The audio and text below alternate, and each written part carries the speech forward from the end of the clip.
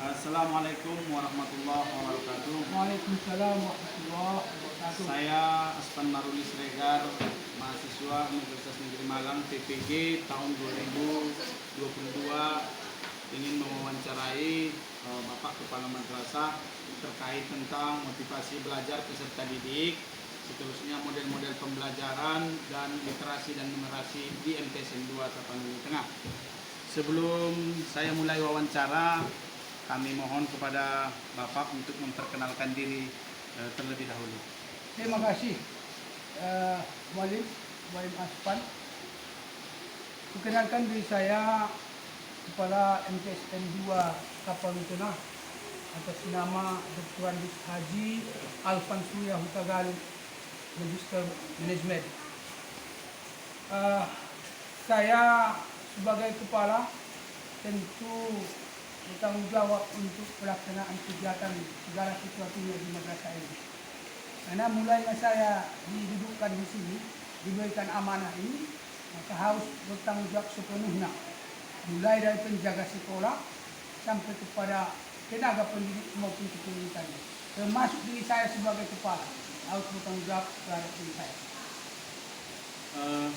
Menurut Bapak selama ini, apakah yang Bapak pahami tentang motivasi belajar siswa? Motivasi artinya dorongan.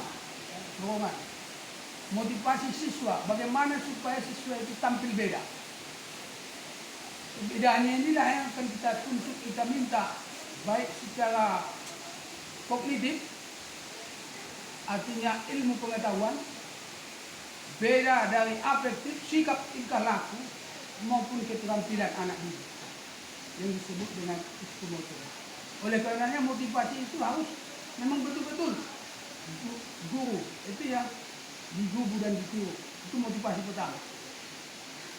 Menurut Anda, apakah indikator atau petunjuk bahwa siswa itu memiliki motivasi yang rendah? Apa tanda-tandanya atau petunjuknya atau indikatornya, Pak? Terlambat sekolah,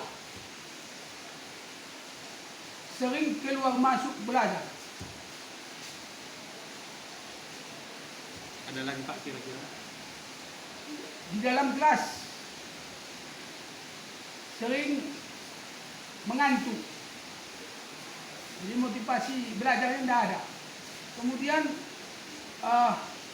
artinya dari dalam diri anak itu dipengaruhi oleh keberadaan keluarga, milieu, ada lingkungan, sehingga motivasi anak itu rendah. Terima kasih. Menurut Bapak, apakah faktor-faktor apa saja kira-kira yang menyebabkan motivasi anak ini rendah? Yang menyebabkan motivasi anak ini rendah, pertama, satu, lingkungan. Tadi sudah saya katakan tadi lingkungan. Kalau di lingkungannya itu lingkungan yang tidak baik, katakanlah umpamanya lingkungan anak-anak yang dipengaruhi oleh istilahnya narkotika, ada yang ganja dan lain sebagainya. Kalau hidup di lingkungan itu pasti motivasi belajar anak rendah. Saya yakin itu, karena dia melihat temannya paling tidak mendukung. Yang kedua, orang tua. Faktor kan bisa saja, tapi kebanyakan ini pendidikan orang tua. Pendidikan orang tua, karena kalau umpamanya pendidikan orang tuanya SD, saya katakan begitu bukan merendahkan SD, pasti bagaimana anak ini mau jadi SMP. Nah, saya yakin itu pendidikan orang tua, lingkungan pendidikan orang tua itu menyebabkan rendahnya jantalanya. Terima kasih, Pak. Selanjutnya, bagaimana kira-kira cara menurut Anda, menurut Bapak, cara meningkatkan motivasi belajar siswa ini seperti apa kira-kira, Pak? Pertama, disiplin waktu.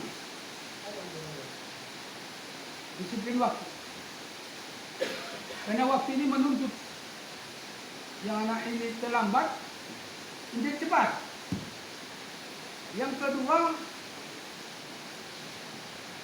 bagaimana cara kita. Yang kedua, ya tentu kita berikan motivasi secara ada umpamanya yang dinamakan dengan ada apa namanya penghargaan, ada reward dan punishment. Reward dan punishment, Pak, ya. Reward itu artinya apa? Itu penghargaan kepada anak yang apabila tidak terlambat diberikan ini, yang apabila anak juara maka diberikan ini. Untuk memancing motivasi. Memancing motivasi. Punishment itu apa? Hukuman. Punishment itu hukuman. Kalau dihukum dia, ya kita hukumannya membina namanya. Iya. Ya, kita pun tahu itu sejauh mana. Ya, bila perlu kita ya begitulah. Adakan interaksi dengan orang tua. Itu merupakan salah satu cara kita memotivasi anak. Bagaimana langkah-langkah di rumah memang anak ini teman.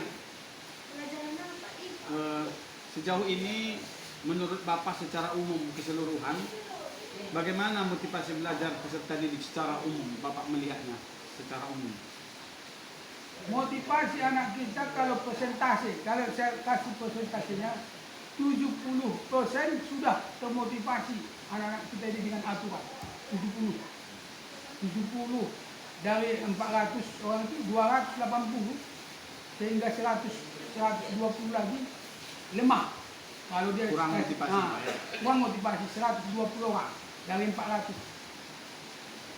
Rata-rata kalau tidak berganti. Ya. Hari ini begini karena dia tidak apa dia labil dia. Ya, tak dah ya. Labil.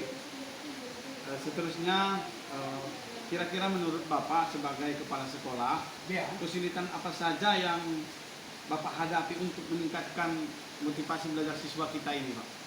Kesulitan saya dari segi gurunya. Guru. MTSN ini guru yang saya apakan, kesulitan saya. Kalau gurunya bagus, maka anak-anak bagus. Itu motivasinya pertama. Kita melihat siapa. Saya sebagai kepala sekolah, itu yang saya lihat di sekolah kita ini. Tenaga pendidik. Tenaga pendidik. Artinya tidak rela dan memang tidak apa. Artinya bukan saya apa, memang begitu saya lihat isi. Karena kebersamaan itu masih kurang. Masih iseho, kalau bahasa Bataknya iseho iseau. Tapi padahal kita tidak begitu. Umpamanya haus. Saya tidak melihat pribadi, Ya. tapi secara keseluruhan masih begitu. Selain guru, kira-kira menurut Bapak selaku kepala sekolah, apa kira-kira yang menjadi kesulitan, Pak, selain dari sisi guru? Pertama faktor ekonomi orang tua kepada anak, sehingga kita tidak bisa lebih kencang lari. Begitu kita buat umpamanya contoh W4, Ya, kita bikin apa? Artinya orang tua langsung mengatakan macam mana? Dari mana biayanya? Dari mana biayanya? Seolah-olah tak ada apa tanggap apa itu. Seharusnya orang Responnya ya kuat. respon kuat. Terima kasih, Pak. Itu wawancara terkait tentang motivasi belajar siswa yang masih cukup rendah. Kita lanjutkan, Pak, untuk pertanyaan selanjutnya. Selaku kepala madrasah, menurut Anda apa itu kira-kira model pembelajaran? Ini kita sudah masuk, Pak, pada model-model pembelajaran inovatif. Nah, karena ini adalah salah satu penyebab kurangnya minat belajar siswa. Ada model-model pembelajaran yang kurang inovatif yang belum diterapkan oleh peserta pendidik. Jadi menurut Anda kira-kira apa itu model pembelajaran yang inovatif? Harus pakai laptop. Harus pakai media laptop. Ya, harus media. Kira-kira selain laptop, apalagi kira-kira yang menjadi Hacker. ya, Pak, ya? Menyenangkan Menyenangkan. supaya anak tidak jenuh. Tidak jenuh dalam kelas.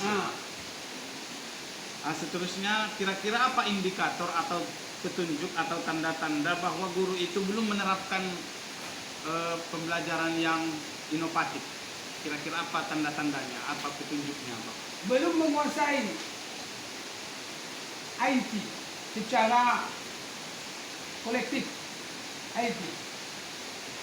Informasi teknologi belum Ya, dikuasai. artinya belum sempurna sekali. Iya, belum Artinya yang kedua dari dalam diri motivasi ingin belajar itu masih berdasarkan faktor apalah, Hmm. bagaimana lah. Kalau saya kan sudah tua contoh, Ya, sehingga membuat kurang semangat begitu. Atau gimana? Padahal tidak begitu. Ya. Ya harus kita sebenarnya. Ya apapun tentangannya memang harus begitu. Tapi kebanyakan kita, ya udahlah gimana? Itu yang menjadi penghambat besar.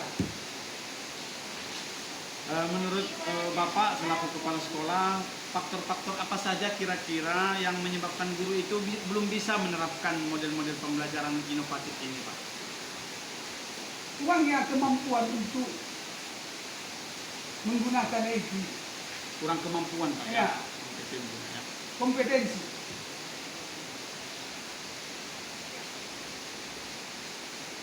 Kira-kira selain kompetensinya masih kurang, apa kira-kira penyebabnya kenapa belum diterapkan guru-guru ini, Pak, di dalam pembelajaran?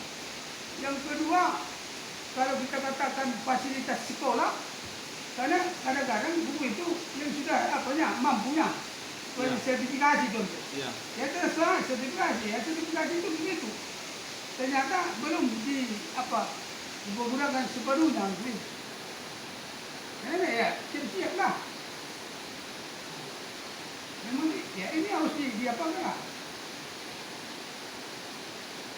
Selanjutnya, menurut Bapak selaku kepala madrasah, bagaimana cara meningkatkan pengetahuan guru terhadap model-model pembelajaran yang inovatif, biar guru-guru ini mempunyai pengetahuan tentang model-model itu? Seperti apa langkah-langkah yang Bapak buat? Ya, langkah-langkahnya pun ada rapat apa di sini, rapat rutin. Ada rapat rutin? Ada rapat rutin disampaikanlah itu. Disampaikan. Nah, ada kadang-kadang disampaikanlah supaya dipakailah, digunakanlah. Ya. Sosialisasi pun kadang-kadang datang Sosialisasi